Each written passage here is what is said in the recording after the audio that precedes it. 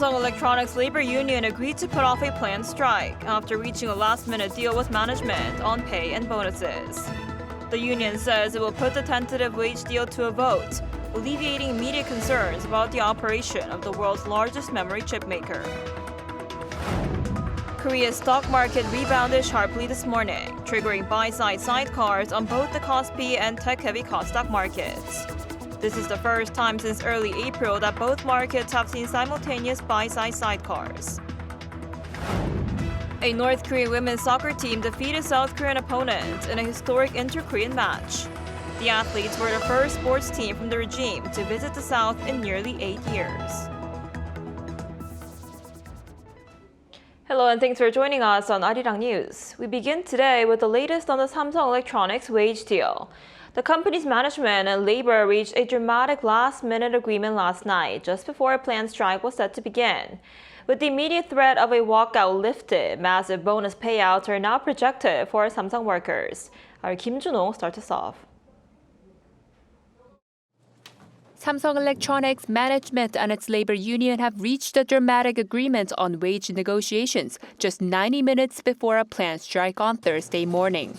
The breakthrough came after overnight mediation efforts, with the labor minister stepping in after talks appeared to break down earlier in the day. We deeply appreciate Samsung Electronics management and labor on behalf of the government for continuing talks until the very end and reaching a tentative agreement through direct negotiations. The planned strike had raised concerns over potential impact on Korea's economy, but with the union suspending the strike, members will vote on a tentative deal over 6 days starting Friday. The deal will only be finalized if a majority of members participate and approve the agreement, with rejection likely meaning a return to negotiations. We apologize to the public for concerns caused by the internal dispute and sincerely thank the government and officials who helped mediate the talks.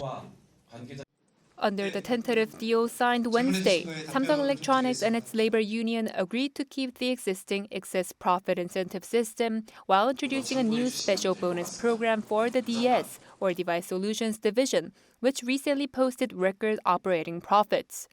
The new bonus pool will be funded with 10.5% of agreed business performance earnings with no ceiling on payouts. 40% of the pool will be shared across all employees in the DS division, while the remaining 60% will be distributed based on the performance of individual business units such as memory and foundry operations. Payouts will be made entirely in company stock. The plan will remain in place for the next 10 years, though payouts will depend on annual operating profit targets being met. Samsung Electronics is projected to post around $200 billion in operating profit this year, potentially creating a bonus pool of some $21 billion for its chip division. Under that scenario, employees in the DS division could receive bonuses of up to around $400,000. While even workers in loss-making, non-memory units would still receive at least around $100,000 in bonuses. Samsung Electronics thanked the public, shareholders, government officials, and employees for helping the two sides reach an agreement. The company also pledged to build a more constructive labor management relationship going forward. Kim Junho, Arirang News. Korea's stock market rebounded sharply at today's open, triggering buy-side sidecars on both the KOSPI and KOSDAQ markets. The Korea Exchange said that buy orders on the benchmark KOSPI were suspended for 5 minutes after KOSPI 200 futures jumped more than 5% from the previous close, about 20 minutes after the opening bell. Minutes later, the tech-heavy KOSDAQ market also triggered a buy-side sidecar, with its 150 futures index soaring more than 6%. It's the first time since early April that both markets have seen simultaneous buy-side sidecars. And Korea's producer prices posted their sharpest monthly increase in more than 28 years in April, driven largely by rising petroleum and raw material costs linked to the ongoing Middle East crisis. Preliminary data from the Bank of Korea on Thursday showed the producer price index rose 2.5% from March to 128.43, marking the steepest monthly gain since February 1998 during the global financial crisis. On a yearly basis, producer prices climbed 6.9%, the fastest pace since October 2022. The index has now increased for 8 straight months since September last year. Producer prices are a key gauge for future consumer inflation, as higher costs for businesses can eventually be passed on to households. South Korea and the United States are moving to turn last year's summit pledges into action, with new working-level talks expected within weeks. The push comes as Washington praises Seoul's growing defense role. Our Raúl has the latest. Korea and the United States have agreed to launch working-level talks within weeks, aimed at implementing key agreements on trade and security cooperation. Speaking in Washington on Wednesday local time, First Vice Foreign Minister Park Yoon-jo said a formal kickoff meeting to produce tangible results was agreed the previous day with U.S. Undersecretary of State for Political Affairs Alison Hooker. The minister called the outcome the most important of his U.S. visit. The fact sheet agreed between Seoul and Washington last year includes follow-up talks on sensitive security issues, including Korea's interest in nuclear-powered submarines and rights on uranium enrichment and spent fuel reprocessing. During his visit, which began on Monday, Park has also met Elbridge Colby, the Pentagon's top policy official. According to Park, Colby praised Korea's efforts to take greater responsibility for its own defense, deeming it a model ally. The remarks come as Washington pushes allies to assume larger defense roles, and Seoul seeks a speedy follow-up on the security consultations. Park also held talks with Deputy Secretary of State Christopher Landau, with both sides reviewing Korean investment projects stateside and related visa issues. Landau pledged continued support, saying Korean firms are contributing to the revival of American manufacturing. Visa discussions have ensued after more than 300 Korean workers were detained in Georgia last September, prompting separate bilateral consultations on legal status and visa procedures. Also on Wednesday, President Donald Trump's nominee for U.S. Ambassador to Seoul, Michelle Steele, appeared before the Senate for a confirmation hearing. A Seoul-born former Republican congresswoman from California, Steele said American firms operating in Korea should receive treatment equal to Korean companies in the United States. That comes amid growing U.S. pressure over procedural investigations into Coupang following a data leak affecting over 33 million Korean users, as well as Seoul's digital regulatory environment. Steele also said she wanted to verify details of Korea's pledge to invest $350 billion into the U.S. However, she also stressed strategic cooperation, calling for what she described as a very strong alliance among Seoul, Washington, and Tokyo. Her words have drawn attention, as trilateral ties are usually described as security cooperation or coordination, rather than a formal alliance. Suwon, Arirang News. The final stage for the transfer of wartime operational control could be completed within a year, paving the way for the transition as early as next year. According to Defense Ministry sources, Seoul is planning to complete the second stage of verifying full operational capability this year and present a target year for the transition. With the final stage, full mission capability expected to take less time than previous stages if the Allies agree to set 2027 as the earliest possible year for the transition and complete the steps.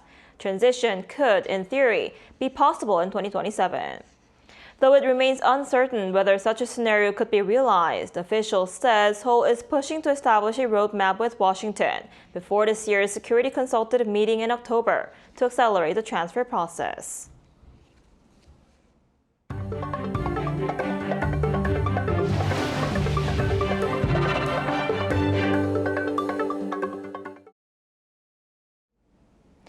U.S. President Donald Trump says Washington is fully prepared to launch further strikes on Iran, but signaled he's willing to wait a few more days to see whether Tehran responds to the latest ceasefire proposal. The comments come as the two countries continue exchanging diplomatic messages behind the scenes, despite both sides warning of possible escalation. Our Lee Seung-jae has more. U.S. President Donald Trump said Wednesday that Washington is prepared to launch further strikes on Tehran if Iran refuses to agree to a peace deal, though he suggested he could wait a few more days before making a final decision. But what I like to do, if I can save war by waiting a couple of days, if I can save people being killed by waiting a couple of days, I think it's a great thing to do. Speaking to reporters at Joint Base Andrews in Maryland, Trump said the situation remains on the borderline and warned that events could escalate rapidly if negotiations fail. He added that the U.S. is fully prepared for military action, but still hopes diplomacy can prevent a wider conflict. Trump also repeated that the United States will not allow Iran to obtain a nuclear weapon, saying Washington is now in the final stages of the crisis. Iran responded with fresh warnings of its own. The Revolutionary Guards said any renewed attack on Iran would trigger a broader regional war extending beyond the Middle East. Tehran has also launched a new Persian Gulf Strait authority aimed at controlling maritime traffic through the strategically vital Strait of Hormuz. At the same time, diplomatic efforts appear to be continuing behind the scenes. Iranian media reported that Tehran recently received a new U.S. ceasefire proposal through Pakistani mediators and is currently reviewing the document. According to Iran's Tasnim news agency, the latest exchange followed a 14-point proposal previously submitted by Tehran. Iranian officials said no final decision has been made. Iran has also laid out conditions for future talks, including the release of frozen overseas assets and an end to what it describes as a U.S. maritime blockade. Tehran, meanwhile, stressed that it would not negotiate under military pressure. Separately, South Korea's foreign ministry said a vessel operated by a South Korean shipping company safely passed through the Strait of Hormuz, marking the first such transit since the outbreak of the U.S.-Iran conflict. Seoul said it worked through multiple diplomatic channels with Iran and neighboring countries to ensure the ship's safe passage. Officials said more than 20 crew members were aboard the vessel, among them fewer than 10 South Koreans. The ship reportedly traveled along a route designated by Iran, and no transit fee was paid to Iran. 이승재, Arirang News. Chinese President Xi Jinping is expected to visit North Korea as early as next week. According to Yonhap News Agency, a government source said recent movements suggest Xi's visit could take place in late May or early June. The source noted Chinese Foreign Minister Wang Yi's visit to Pyongyang last month, while Chinese security and protocol teams have also visited North Korea in recent days. Regarding the purpose of the trip, Yonhap reported that a senior government official expects Beijing to seek a mediating role between Washington and Pyongyang. North Korea's leader Kim Jong-un expressed willingness to strengthen high-level exchanges with Beijing during talks with Wang. And in sports, a historic showdown between women's soccer teams from the two Koreas unfolded on South Korean soil on Wednesday as part of AFC Women's Champions League. The match ended with the North Korean side's victory. Our culture correspondent Park Gun-woo reports. Under the relentless rain, Suwon FC women opened the scoring with the goal by Haruhi Suzuki at the beginning of the second half. But the momentum didn't last long as Naegohyang Women's FC's Choi Gu-mok struck back with the equalizer before Kim Kyung-young netted the winning goal. Suwon captain Ji So-yeon then had a golden chance from the penalty spot, but her shot failed to find the net. The match ended in a 2-1 loss for Suwon. After the final whistle, Suwon's coach couldn't hide his disappointment and apologized to fans for the result. It was a disappointing match, but the players did their best. We really needed a win so more people would become interested in women's football. It was our first time playing in front of such a large crowd and with so many reporters, which makes the loss even more unfortunate. While admitting it had been a difficult match, Naegohyang said the team would prepare for an even better performance in the final later this week. Our players showed great mental strength despite difficult conditions, the heavy rain, and playing at the opponent's stadium. Our team is still young and lacks experience, but I hope this match will help us take another step forward. We'll keep training hard for the final. The North Korean Central News Agency reported Wednesday's victory after remaining silent about the tournament for more than 50 days. With the match being the first in South Korea to take place between club sides from the two Koreas, thousands of people gathered to watch the game in person despite the heavy rain. Recently, there hasn't been much exchange, so I hope sports events like this can lead to more interaction. Efforts toward inter-Korean unity had been recently stalled. I hope the match can serve as a refreshing turning point towards reunification. In the other semifinal on Wednesday, Tokyo Verde Beleza defeated Melbourne City FC 3-1. Naegohyang will now face Tokyo in the final on Saturday at 2 p.m., also in Suwon. The tournament champions will receive $1 million in prize money, while the runners-up will take $500,000. After the historic match between teams from the two Koreas, attention now heads to whether Naegohyang Women's FC will be able to defeat Tokyo Verdy Bellesa and be crowned champions of Asia. Park Gon-woo, Arirang News.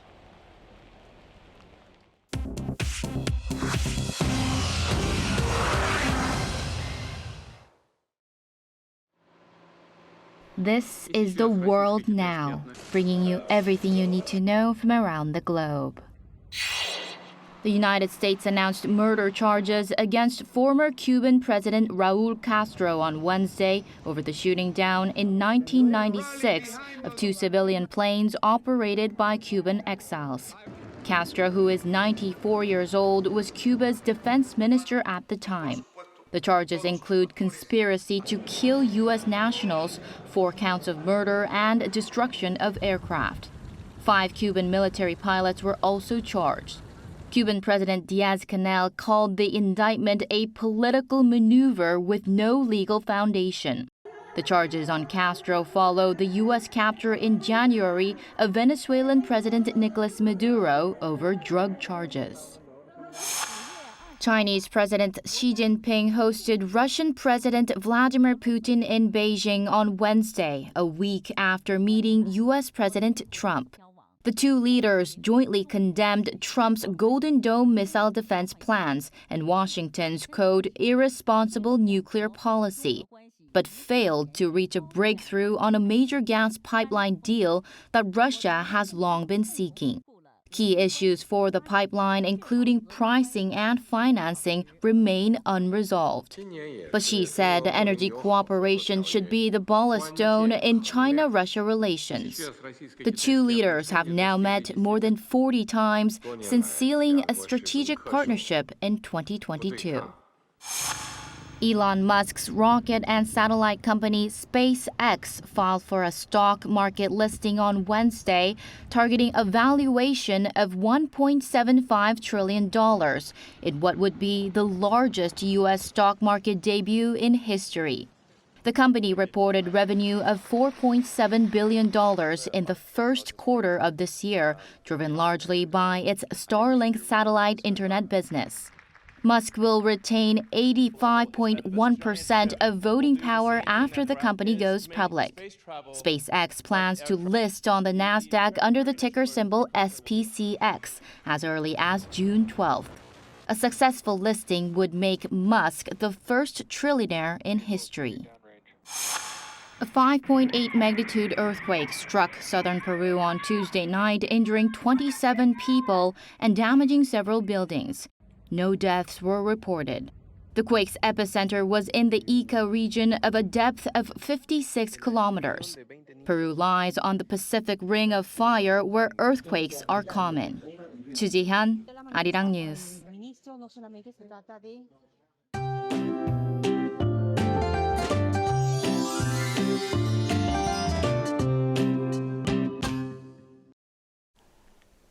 It's Seoman today, marking the beginning of summer, and rainy skies are keeping conditions breezy across the country.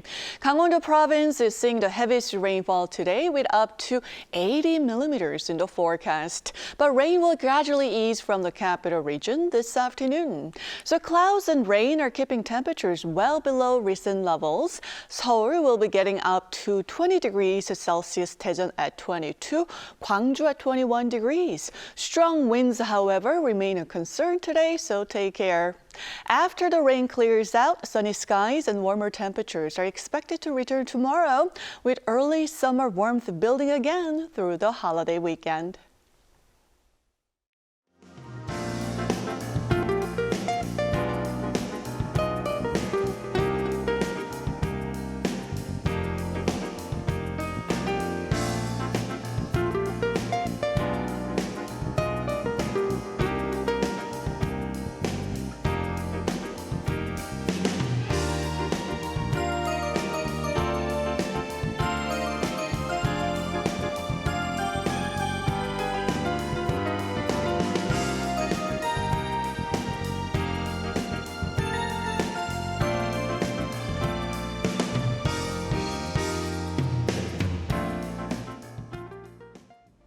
That's all we have for today's noon edition of Arirang News. Thank you for watching. We'll be back at 5 p.m. Korea time. Stay tuned.